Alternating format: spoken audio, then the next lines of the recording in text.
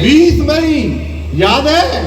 20 मई को बहुत गर्मी भी होगी, गर्मी होगी ना? नहीं होगी? 20 मई अगर गर्मी हो भी जाए तो परवाह मत करना, परवाह मत करना। मोदी जी को याद कर लेना, इन्होंने बहुत कुछ हम लोगों के लिए किया है। योगी जी को याद कर लेना, सुरक्षा का माहौल दिया है। तो 20 मई को घर से निकलना है, सुबह ही पहले अपना मतदान करना, फिर अपने परिवार का करा देना, फिर अपने मित्रों का करा देना। और जो आपके पास दुकानदार है, सब लोग ग्राहक भी रोजाना 150, 200, 250 आते होंगे, आते हैं तो 250, 300 तो आते होंगे। और दुकान जो ग्राहक हैं उन्हें शपथ दिला देना, शपथ दिला देना कि देखो देश के हित में, देश के हित में हम लोगों ने बहुत अच्छे कर्म करे कि हमने भारत में जन्म लिया, और भारत में जन्म लेके हमें अपनी सरकार को पसंद की सरकार को चुनने का मौका हमें मिला है। अगर कहीं भारत विश्व के अंदर सच्चा लोकतंत्र है और ईमानदारी से कोई चुनाव होता है किसी देश में, तो भारत देश के अंदर होता है। उसके हम नागरिक हैं, इस बात का हमें गर्व करना चाहिए, हमें इस बात का गर्व करना चाहिए। मतदान करने का अधिकार मिला हुआ है संविधान में, हमें अपनी सरकार बनाने का अधिकार मिला है। तो मैं आप सब लोगों से प्रार्थना कर रहा हूँ, निवेदन कर रहा हूँ, देखो 20 तारीख को मतदान करने के लिए तैयार, मतदान कराने के लिए तैयार, वातावरण मतदान कराने के लिए तैयार कीजिए।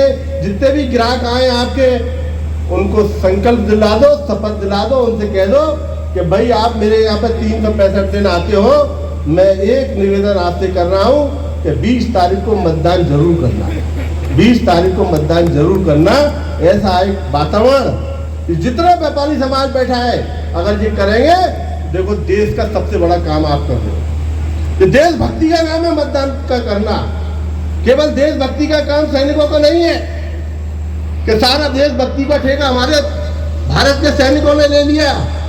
भारतवर्ष के अगर हम नागरिक हैं तो देशभक्ति का काम हमारा भी है, और हमको जिसका एहसास कराना है। तो देशभक्ति का आज के समय में अगर सबसे बड़ा काम है, सबसे बड़ा काम है, तो मतदान का काम है। ईमानदारी से मतदान करा देना, मतदान वाले दिन घर में नहीं बैठना है। मेरे जिलाध्यक्ष जी ने कहा है, नारा बहुत पुराना भी है, पहले मतदान फिर जनपान। तो आप करिएगा, इसकी ओर चलिए। और मुझे लगता है कि अगर व्यापारी समाज यहाँ से ठान लेंगे तो हमारी जो प्रत्याशी है, भारतीय जनता पार्टी की प्रत्याशी है, इनको लाखों वोटों से जिताने में कोई रोक नहीं पाएगा। जिनमें व्यापारी भाइयों की ओर से वो आश्वस्त करना चाहता है। और राजधानी को जितवाने का अर्थ है, इनको जितवाने का अर्थ क्या है?